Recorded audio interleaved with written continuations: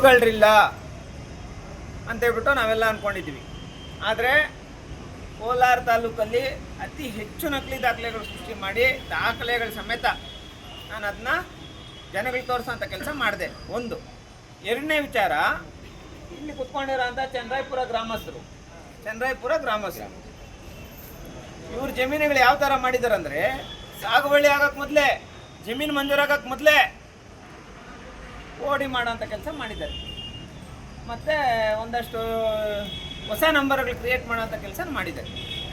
ಇವರು ಎಲ್ಲ ಜಮೀನುಗಳಿಗೂ ಇವರು ರೈತರಿಗೆ, ಚನ್ನರಾಯಪುರದಲ್ಲಿರೋಂಥ ರೈತರಿಗೆಲ್ಲ ಅವರು ಏನಕ್ಕೂ ದಿಕ್ಕಿಲ್ದಿರ ಇರೋರ ಥರ ಮಾಡೋಂಥ ಕೆಲಸ ಮಾಡಿದ್ದಾರೆ. ಒಂದು. ಎರಡನೇ ವಿಚಾರ, ಚನ್ನರಾಯಪುರ ಗ್ರಾಮದಲ್ಲಿರೋಂತಹ ವೆಂಕಟಾಪುರ ಗ್ರಾಮ ಸರ್ವೆ ನಂಬರಲ್ಲಿ ಜಂಗಮ ಬಸಾಪುರ ಗ್ರಾಮದ ಹನುಮಂತಪ್ಪನಿಗೆ ಇಲ್ಲ ಹೇಳ್ತಾ ಇದ್ದಾರೆ, ನಮ್ಗೆ ಗೊತ್ತಿಲ್ಲ ವಿಚಾರ. ಆ ಗ್ರಾಮಸ್ಥರ ಒಂದು ಯಾರೋ ನಮ್ಮ ತಹಸೀಲ್ದಾರ್ ಅವರು ಡ್ರೈವರು ಸ್ವಲ್ಪ ಕುಮ್ಮಕ್ಕಿಂದ ಈ ಥರ ಎಲ್ಲ ನಡೆದಿದೆ ಅಂತ ಹೇಳ್ತಾ ಇದ್ದಾರೆ. ಅದೆಲ್ಲ ನಮ್ಗೆ ಒಂದು ದಾಖಲೆಗಳ ಸಮೇತ ಅದು ನಾವು ನಿರೂಪಣೆ ಮಾಡೋಂಥ ಕೆಲಸ ಮಾಡ್ತೀವಿ.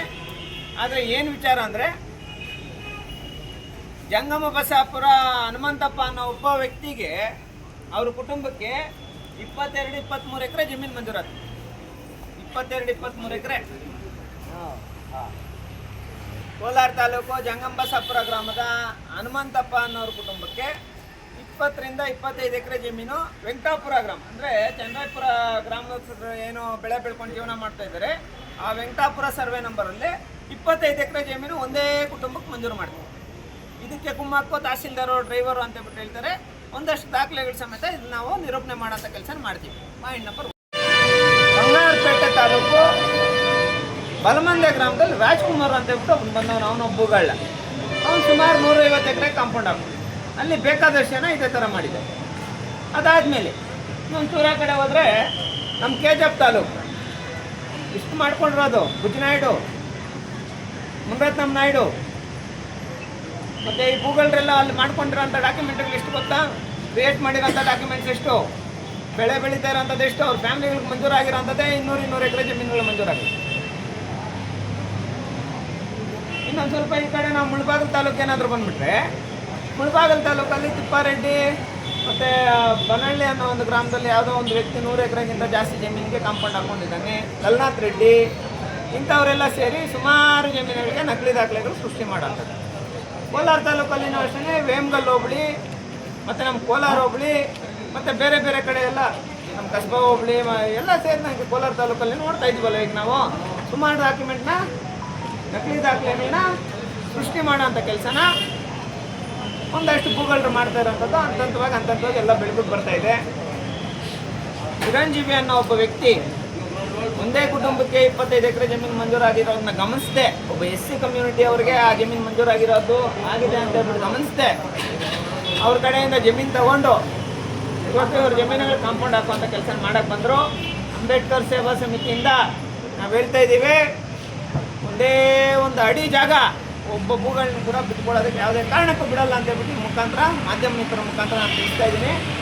ಆಮೇಲೆ ಇತ್ತೀಚೆಗೆ ನನಗೆ ಬರ್ತಾ ಇರೋಂಥ ಡೌಟ್ಸ್ ಏನಂದರೆ, ನಾವು ಮೊನ್ನೆ ಯಾವುದಪ್ಪ ಪದ ಹೇಳಿದ್ದು, ಅದು ಭೂಗಳ ಒಬ್ಬನ ಡಾಕ್ಯುಮೆಂಟ್ ಕ್ಯಾನ್ಸಲ್ ಮಾಡಿದ್ದು ಕರಡಗುರ್ಕಿ ಅನ್ನೋ ಎಸ್ಸಾಗ್ರಹಾರ ಗ್ರಾಮ. ಈ ಗ್ರಾಮದಲ್ಲಿ ಅದು ಸರ್ಕಾರಿ ಜಮೀನು ಸರ್ವೆ ಮಾಡಿ ಸರ್ವೆ ಜಾಗ ಉಳಿಸ್ಕೊಳ್ಳಿ, ಸರ್ಕಾರಿ ಜಮೀನು ಉಳಿಸ್ಕೊಳ್ಳಿ ಅಂತ ಹೇಳ್ಬಿಟ್ಟು ತಹಸೀಲ್ದಾರ್ ಅವ್ರಿಗೆ ಹೇಳಿದ್ರು. ತಹಸೀಲ್ದಾರ್ ಇಲ್ಲಿ ತನಕ ಯಾವುದೇ ಕ್ರಮ ಕೈಗೊಂಡಿಲ್ಲ, ಸರ್ವೆ ಡೇಟ್ ಕೊಟ್ಟಿಲ್ಲ. ಇಲ್ಲ ಒಂದು ಕಡೆ ತಾಲೂಕು ಆಡಳಿತ, ಕೋಲಾರ ತಾಲೂಕು ಆಡಳಿತ ಭೂಗಳರ ಪರವಾಗಿ ನಿಂತ್ಕೊಂಡಿದೆ ಅಂತ ಹೇಳ್ಬಿಟ್ಟು ರಾಜಾರೋಷವಾಗಿ ಇವತ್ತು ನಾವು ಹೇಳ್ತೀವಿ. ಯಾಕೆ ಅಂದರೆ ನಾವು ಕರಡಗುರ್ಕಿದು ಅರ್ಜಿ ಕೊಟ್ಟು ಡಾಕ್ಯುಮೆಂಟ್ ಕೊಟ್ಟು ಎಲ್ಲ ಕೊಟ್ಟು ಅದ್ರ ಜೊತೆಗೆ ಮೊನ್ನೆ ಒಂದು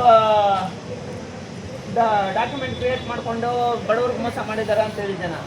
ಯಾವ ಊರದು? ಚಿಕ್ಕನಹಳ್ಳಿ ಎಲ್ಲ ರೈತರು, ಚಿಕ್ಕನಹಳ್ಳಿ ರೈತರು ಅವ್ರಿಗೂ ಅದೇ ಥರ ಮೋಸ ಮಾಡೋಂಥ ಕೆಲಸ ಮಾಡಿದ್ದಾರೆ.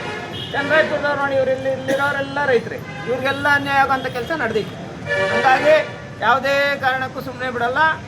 ಪ್ರತಿ ಭೂಗಳರ ವಿರುದ್ಧ FSL ರಿಪೋರ್ಟ್ಸ್ ತರಿಸ್ಕೊಂಡು ಇಲ್ಲೆಲ್ಲಿ ನಕಲಿ ದಾಖಲೆ ಸೃಷ್ಟಿ ಮಾಡಿದಾರೋ, ಹೆಚ್ಚುವರಿ ಯಾರ್ಯಾರು ಮಂಜೂರು ಮಾಡಿದಾರೋ, ಮಂಜೂರು ಮಾಡಿರೋಂಥ ಅಧಿಕಾರಿಗಳ ಮೇಲೆ ಮತ್ತು ಮಂಜೂರು ಮಾಡಿಸ್ಕೊಂಡಿರೋಂಥವ್ರ ಮೇಲೆ ಕ್ರಿಮಿನಲ್ ಪ್ರಕರಣ ದಾಖಲು ಮಾಡಿಲ್ಲ ಅಂದರೆ ಈ ಹೋರಾಟ ಮತ್ತೆ ಜಿಲ್ಲಾಧಿಕಾರಿಗಳ ಕಚೇರಿ ಎದುರು ನಡೆಯುತ್ತೆ.